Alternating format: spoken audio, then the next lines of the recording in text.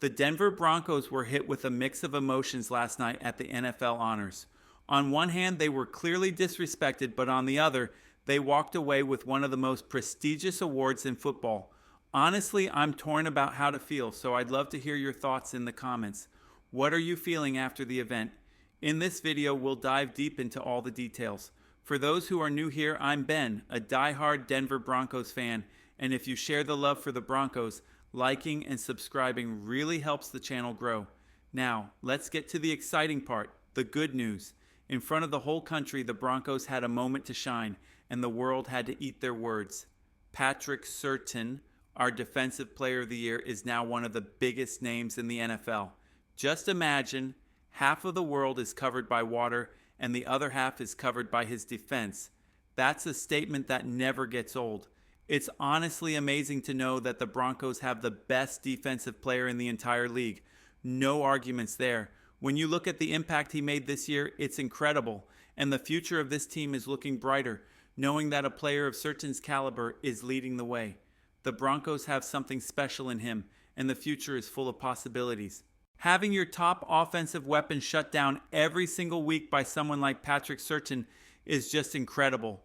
What's even more impressive is that this is a young player who hasn't even reached his full potential yet. After winning the award at NFL Honors, he made it clear in every interview that he's not satisfied. He's still hungry, still grinding, and his eyes are set on a Super Bowl. To hear that from a player in the prime of his career is inspiring. It's even more exciting when you realize how dominant Patrick Surtain really is. The NFL Honors made it crystal clear. He was the best, and there wasn't even a close second. A lot of people, including AP voters, all agreed there was no competition for this award. And that's a big deal because as a cornerback, this is one of the toughest honors to achieve. If you look back since 2000, the award has only been given to defensive backs 6 times. Think about the legends who've won it. Guys like Ed Reed, Troy Polamalu, Charles Woodson, and Stephon Gilmore. That's some serious company, and it shows just how rare and impressive this achievement truly is. Patrick Surtain is now standing shoulder to shoulder with some of the biggest names in football history. Ed Reed, Troy Polamalu, those are legends, and Patrick has earned his place among them. In fact, since 2010, this award has only been given to a defensive back once, so it's a huge deal that Patrick won it. This isn't an award that was just handed to him. It's like beating the Chiefs. You have to be so outstanding that there's no way they can rig it for someone else. When you look at the players Patrick beat out for this honor, it's clear how big of a deal this is. The national media can't stop talking about players like TJ Watt and Myles Garrett, but Patrick Surtain's performance was so undeniable that there was no debate. He's the best, and the world is now seeing that the Denver Broncos have the top defensive player in the NFL. It's not just a win for this season, it's a sign that the future for the Broncos is incredibly bright. And the best part? Patrick didn't just come to the Broncos expecting a huge payday. Zach Stevens pointed out that Patrick actually took a hometown discount to sign, showing his commitment to the team and his desire to be part of something special. That move speaks volumes about his character and how much he believes in the future of the Broncos. The future is looking incredibly exciting for Denver. Staying with Denver for the next 4 years was a decision that looked brilliant from the start, and with each passing day, it looks even smarter. Patrick Surtain's performance this year was nothing short of phenomenal. He went up against some of the toughest, most talented receivers in the NFL and proved he's on another level.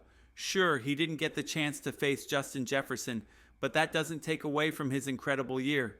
In the opening weeks alone, he was up against the likes of DK Metcalf and George Pickens. By week 3, he was already facing top-tier players like Mike Evans and Chris Godwin. Then in week 4, he took on Garrett Wilson with Aaron Rodgers throwing the ball his way, an incredible test for any cornerback. Even when Davante Adams wasn't on the field, Surtain was still out there locking down whoever came his way. And let's not forget his matchup against Brock Bowers, another top talent.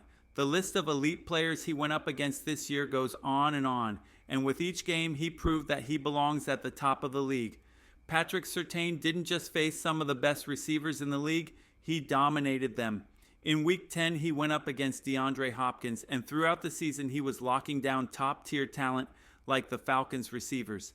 He played at the highest level, facing off against the toughest competition, and each week he showed he's more than capable of handling it. This makes you even more excited for the future because the potential for this team is sky high.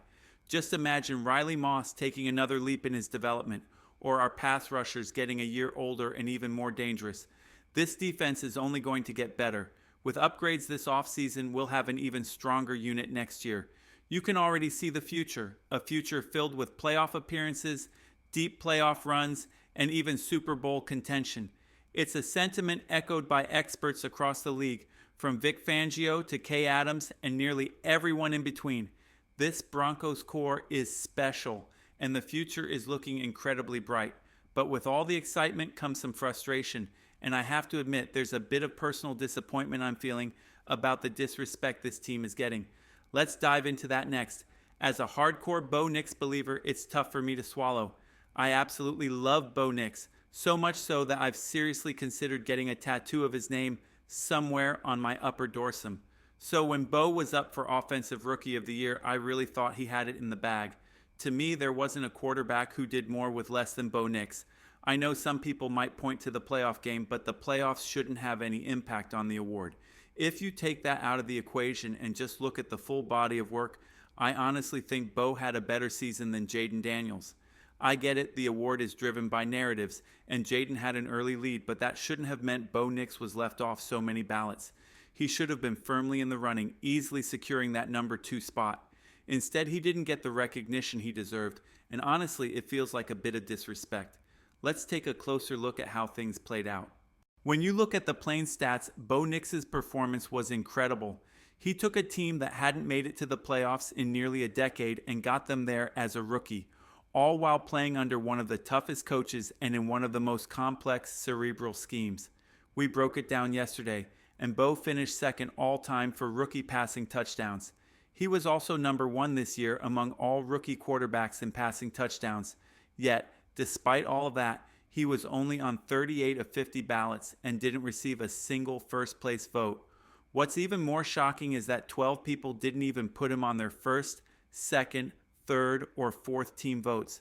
Some of those voters even included rookies who the average NFL fan wouldn't even recognize, which feels like blatant disrespect. Bo Nix absolutely deserved to be in the conversation, and there's no doubt in my mind that he should have been the clear number 2. Nobody else even came close to that spot. When you look at his passing yards and overall performance, it's hard to argue otherwise.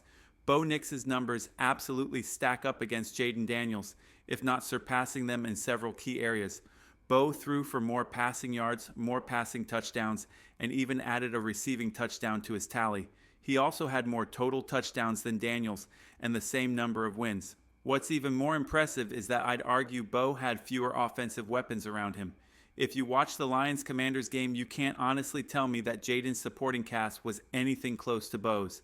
Jaden had significantly more talent around him, and yet Bo still outperformed.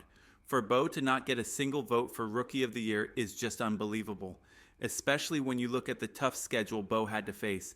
Jaden Daniels even had a 70-yard Hail Mary touchdown against the Bears, where a defender literally had his back turned to the play, pumping up the crowd while the ball sailed over his head. That's one of Jaden's passing touchdowns. Meanwhile, Bo had to go through a much more challenging set of games. It's frustrating to see that kind of disparity in recognition. Bo Nix's schedule was no cakewalk. He had to face the Cowboys twice, the Giants twice, and the Raiders, who were actually competitive the first time they met. On top of that, his division featured 3 playoff teams. He also went up against tough teams like the Pittsburgh Steelers, the Ravens, and had to play in Tampa and against the Jets when they were in playoff contention. The strength of his schedule was nothing short of brutal, yet he still managed to lead his team to the playoffs as a rookie.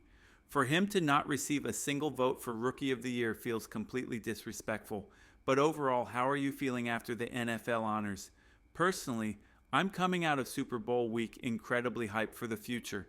The Broncos are only going to get better. Andrew Mason nailed it when he said it's amazing to be covering the Super Bowl and watching it knowing that next year we might actually be in it. For the first time in a long time, it feels like we're right on the verge of something special. It's an exciting time to be a Broncos fan. The Broncos' future doesn't feel that far off anymore. The past couple of years, I've been on family trips when the Broncos were already eliminated from playoff contention, and honestly, I didn't even want to watch the Super Bowl because it felt like a distant dream, something that was out of reach. A year ago, Russell Wilson was still on our team, and we had no idea what the future would hold. We thought that massive dead cap hit was going to sink us for good, and that recovery was nearly impossible. Yet look at us now. We've got the best defensive player in the entire NFL, a player who should have been in the Rookie of the Year conversation, and we're looking at a future where the playoffs and even the Super Bowl aren't that far off. So let's make the most of this moment. On Sunday, let's all root harder than we ever have for the Chiefs to lose and for Taylor Swifties to cry everywhere because the Broncos are coming back. It's a future we can all believe in, and it's closer than ever. Where's my ball? It's all lined up for us.